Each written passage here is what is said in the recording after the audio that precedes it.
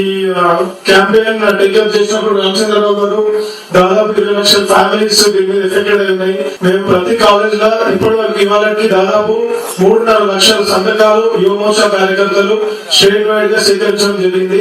ఈ వీకెండ్ వరకు దాదాపు 5 లక్షల సంతకాలు మేము చేసి దీని తర్వాత ఇంకా పెద్ద ఎత్తున ఈ మూవ్మెంట్ తీసుకెళ్దామని చెప్పి లాస్ట్ నెల రోజులుగా రామచంద్రరావు నాయకత్వంలో మా గణేష్ నాయకత్వంలో చేయడం జరుగుతుంది.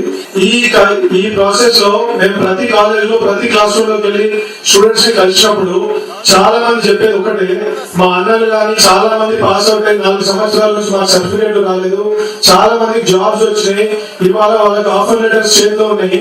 అట్లాగే ఉన్నా కూడా కంపెనీస్ అందరూ ఏమడుగుతున్నారంటే వాళ్ళకి ఇవాళ నీ సర్టిఫికేట్ ఇస్తేనే నీకు జాబ్ ఇస్తాం, కాబట్టి నీ సర్టిఫికేట్ లేకపోతే నువ్వు 4 సంవత్సరాలు నువ్వు సగం ఫీజు కట్టినా, నీ పేరెంట్స్ కట్టినా, నువ్వు చదువుకున్న ఎగ్జామ్ రాసి నువ్వు పాస్ అయినా కూడా వేస్ట్.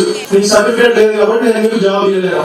రేవంత్ రెడ్డి గారు 2.5 లక్షల ఉద్యోగాలు ఇస్తా అన్నాడు, అవి ఇవ్వలేదు.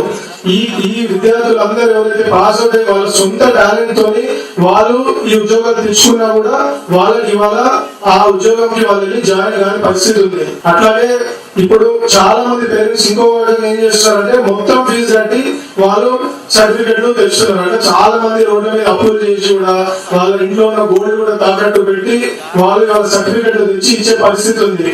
కాబట్టి దాదాపు ప్రతి ఇంట్లో మనం చూస్తుంటే ఇప్పుడు ఒక ఇంజనీర్ అని ఉంటాడు, ఒక అండర్ గ్రాడ్యుయేట్ స్టూడెంట్ ఉంటాడు. కాబట్టి ఇది చాలా పెద్ద ఇష్యూ. దాదాపు తెలంగాణ మొత్తంలో ప్రతి ఫ్యామిలీలో ఇది బర్నింగ్ ఇష్యూ. దాంట్లో ఇంకొకటి ఏంటంటే ఇప్పుడు చాలా మటుకు డిగ్రీ కాలేజ్లలో కూడా ఫీ రియంబర్స్మెంట్ పెండింగ్ ఉంది. దాదాపు 80% డిగ్రీ కాలేజీలు బంద్ అయిపోయినాయి. ఇప్పుడు నేను కూడా ఒక ఇంజనీరింగ్ కాలేజ్ పేరు కానీ ఇంజనీరింగ్ కాలేజ్ నడుపుతాను. ఇంజనీరింగ్ కాలేజ్ లో మనం టైంకి సాలరీస్ ఇవ్వాలి, స్టూడెంట్స్ కంటే చదువు చెప్పాలి, అంతే చేయాలి. కానీ లాస్ట్ 5 years నుంచి ₹1 కూడా సరిగ్గా ఫీజు రియంబర్స్మెంట్ రావట్లేదు. కాబట్టి కాలేజీలు కూడా డెవలప్మెంట్ మీద కూడా ఫోకస్ చేసే పరిస్థితి లేదు. అండ్ ఇవాళ రేవంత్ రెడ్డి గారు గవర్నమెంట్ లోకి వచ్చే ముందు 100% నేను ఫీ రియంబర్స్మెంట్ ఇస్తానని చెప్పేసి వాళ్ళు వచ్చిండు.